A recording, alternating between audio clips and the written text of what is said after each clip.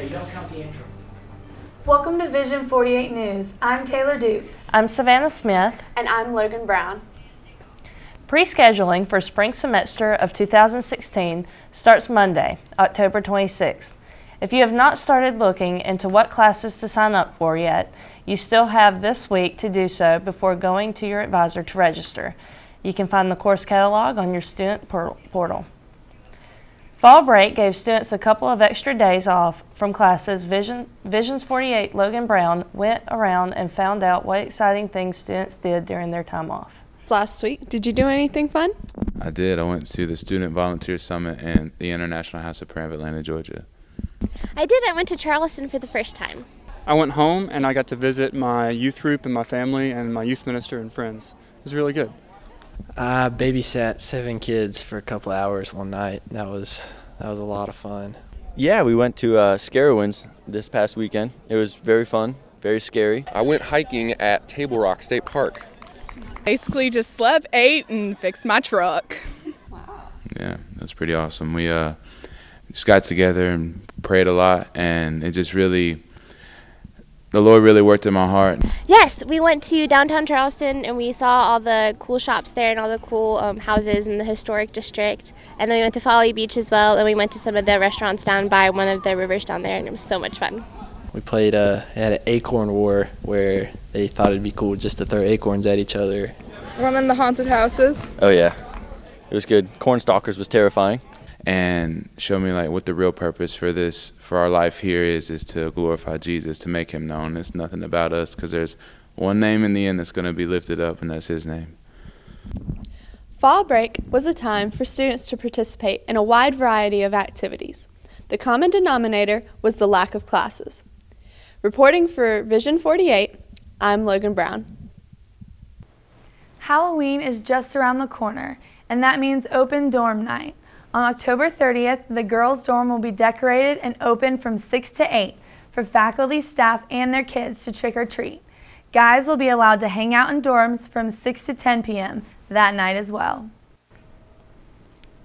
Columbia experienced a national disaster last week that happens once in every 1,000 years.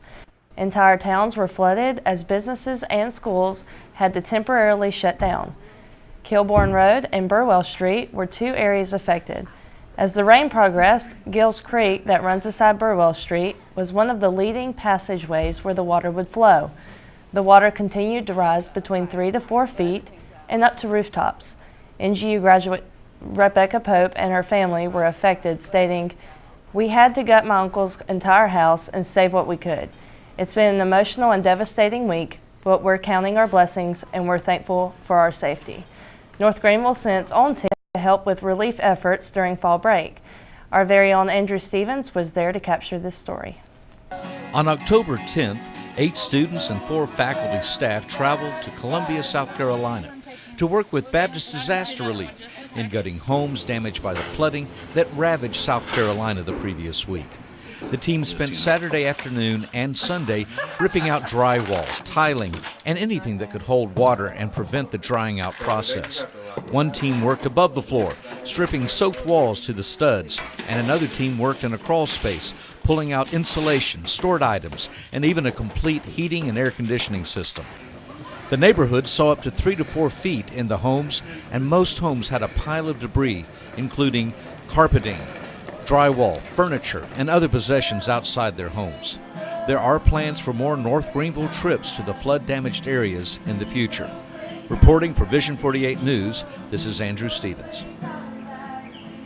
A couple in California decided to feed the homeless after calling off their wedding.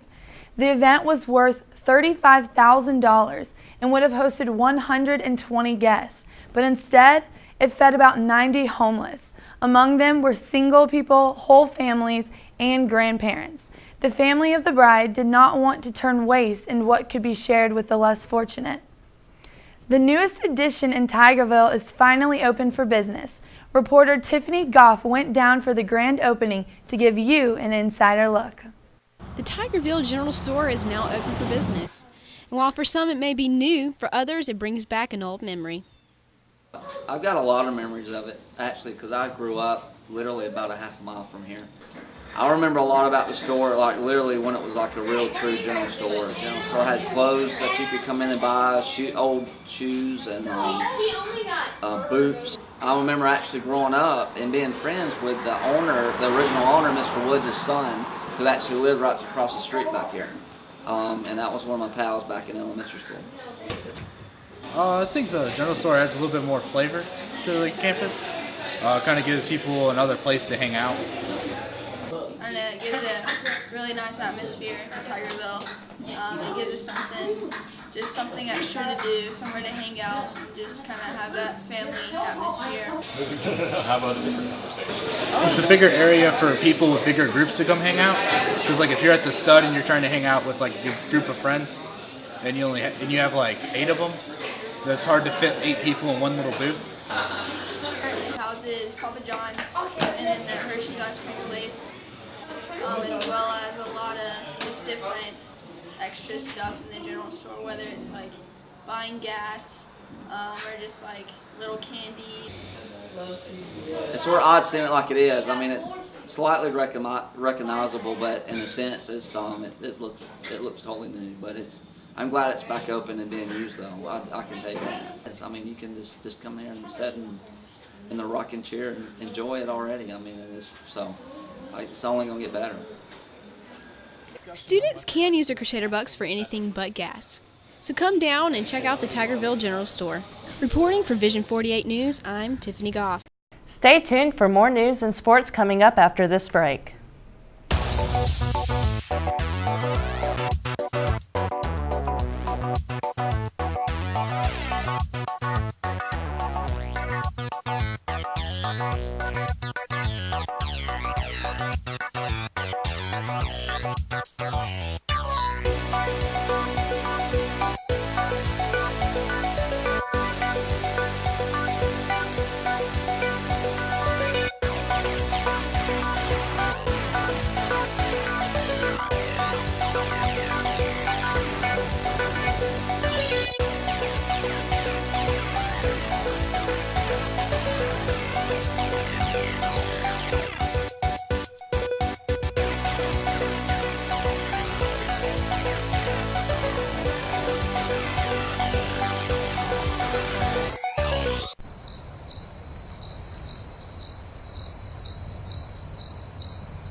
If you are running late and have yet to eat lunch, then don't worry because the CAF offers students late lunch. Starting at 2 o'clock in the afternoon all week, just go to the grill and place your order. Then you can freely choose from the salad bar, cereal stations, or the dessert counter.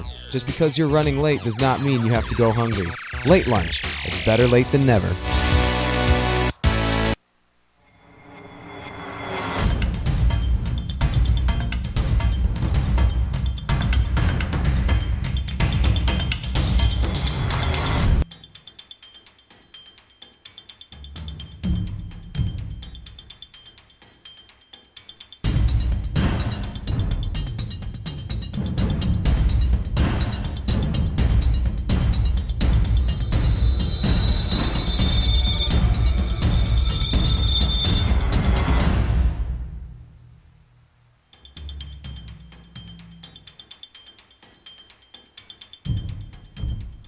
Many of you are familiar with the windy roads up to Paris Mountain. Over the weekend, several teenagers were taken to the hospital after a wreck near the state park. The car overcorrected several times and drove off of the side of the road into the trees. The crash is being investigated further. An Asheville woman had an unexpected visitor last week when she entered her daughter's apartment and was greeted by a bear. North Carolina Wildlife Resource Commission biologist Mike Caraway says the bear smelled dog food inside the apartment and got in by pulling down on an unlocked handle. The Asheville Fire Department arrived on the scene and hit on the ceiling to scare the bear, who left unharmed. Caraway said that these types of break-ins are rare, with this being the first one this year in the Asheville area. North Greenville is known for its Mission Week all around the world, but now there's a way for you to get involved right here in the community. Emily Gissendanner has the story. Being a missionary doesn't have to mean flying halfway around the world. It could mean driving less than halfway across the state to the World Relief Office in Spartanburg, the only evangelical group in the nation authorized to resettle refugees. World Relief's mission is to empower the local church to stand for the vulnerable. Our volunteer structures are heavily relationally driven. Some of these people, they're arriving with almost all they own in a plastic bag.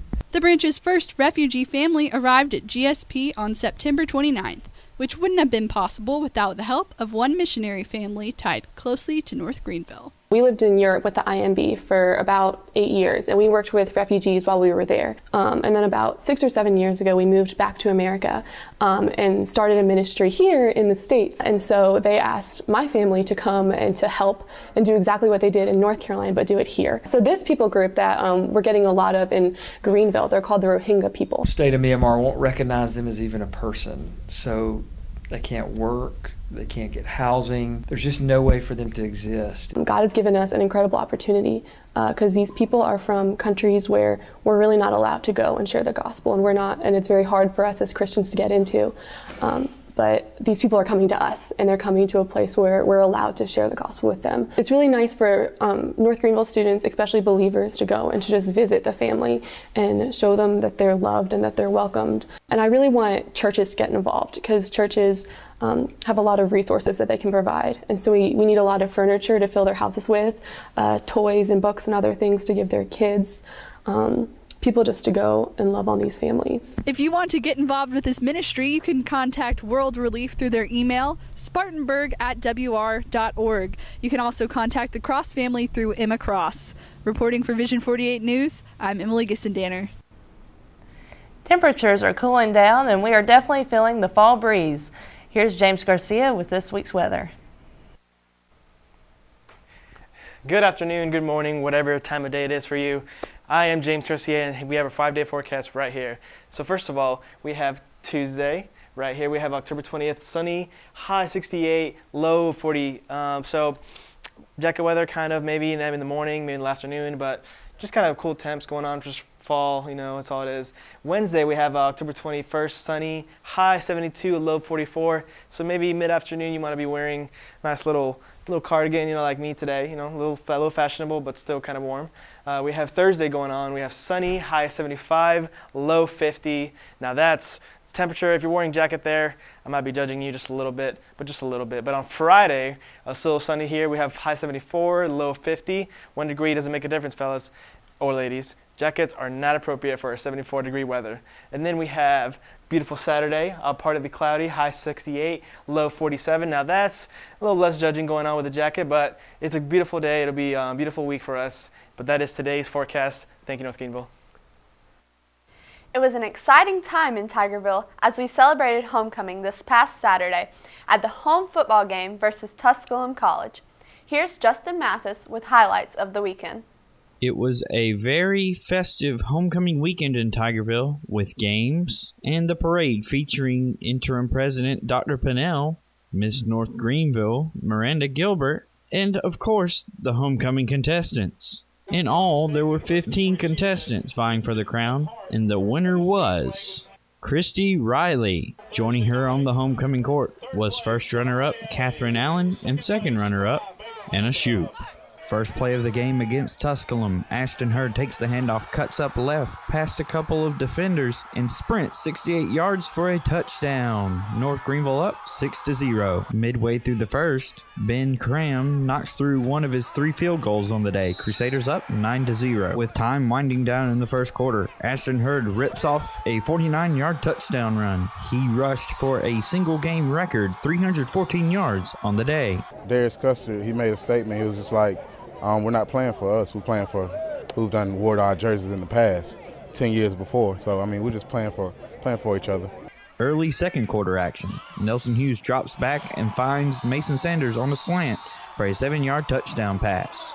Hughes tied Eric Muller's record of 66 career touchdown passes as a Crusader. The Black Swarm defense lived up to their reputation with big hits and big plays, like this interception from sophomore linebacker Michael Payton.